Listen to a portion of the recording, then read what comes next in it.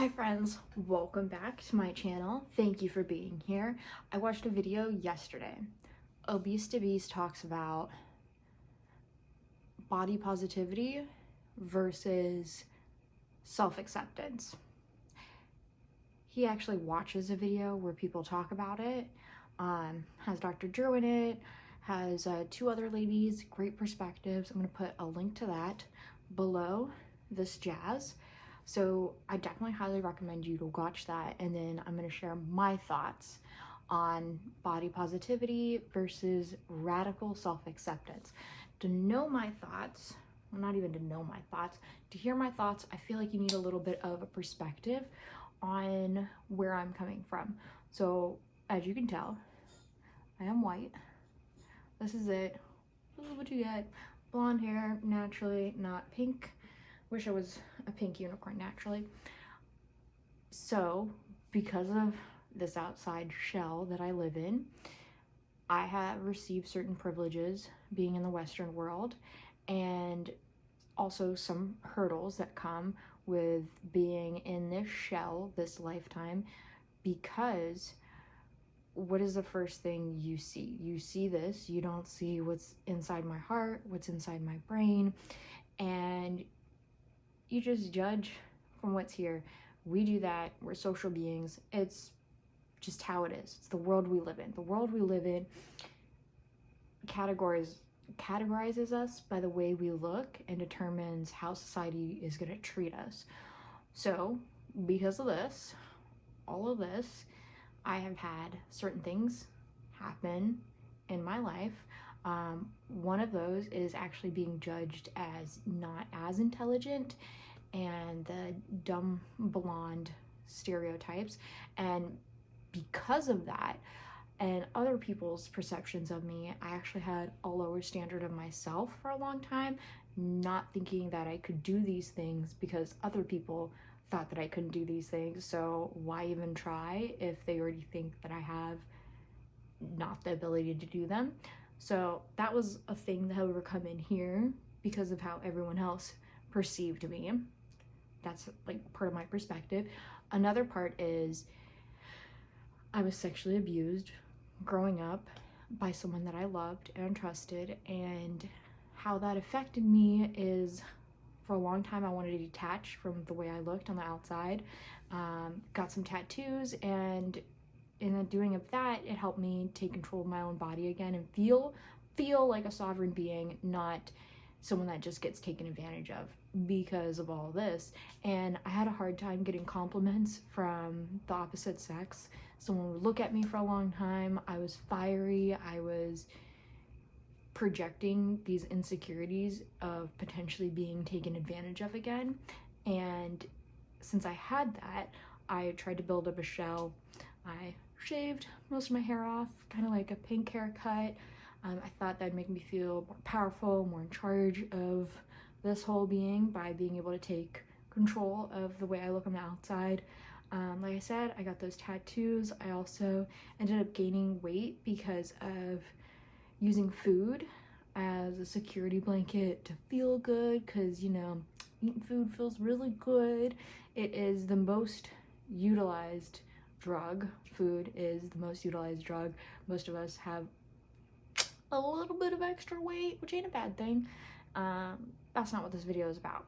Just saying, that's what happened to me. And because of those things, I didn't appreciate the way that I looked for a long time, because I thought I was kind of like a walking target.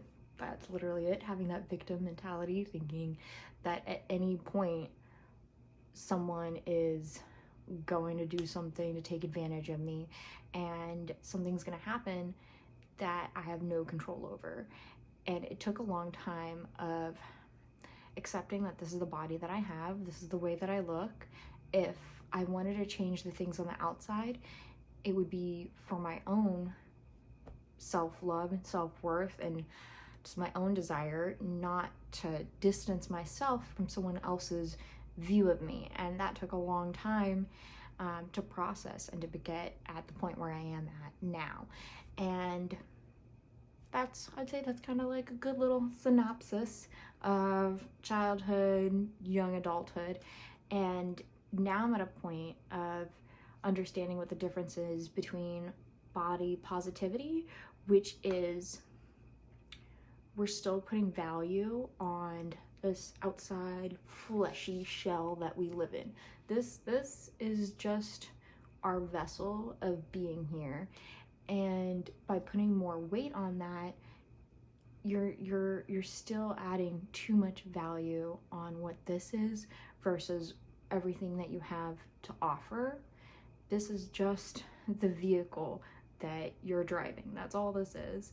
And you can customize that vehicle, but do it for your own good and for your own intentions, not because of something that society projects on you, which is really hard stuff. That's like really hard stuff.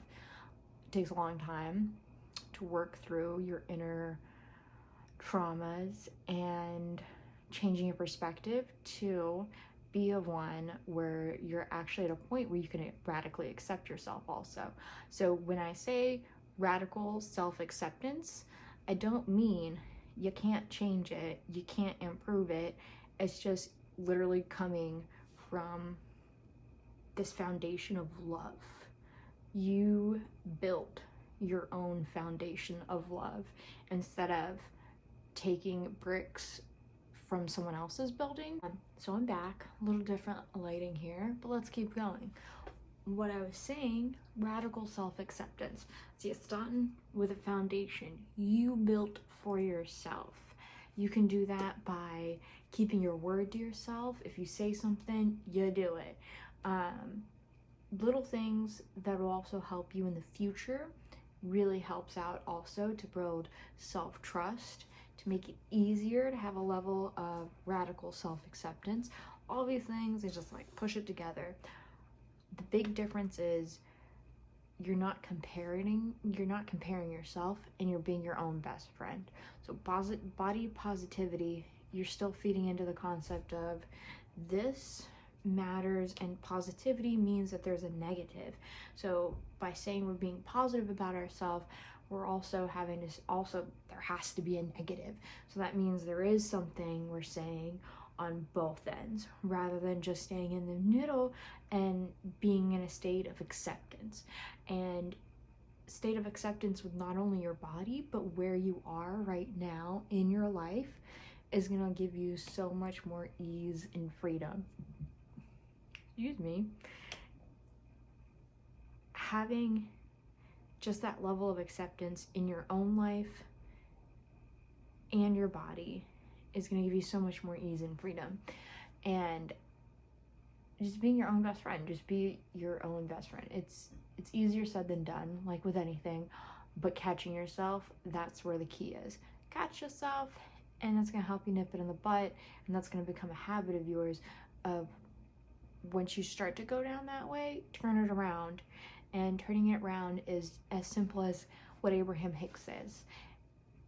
Abraham says, reach for a better feeling thought. That's it. So where you are right now and where I have been in the past, I knew I couldn't say, I literally couldn't look in the mirror and say, I love myself unconditionally. Why? That was just too far away from where I was at that moment. So put your hand on your heart and just say, I know I am capable of loving and accepting myself unconditionally. You are capable. We don't need to put any extra weight on it right now. Take a deep breath. You are capable of loving and accepting yourself unconditionally.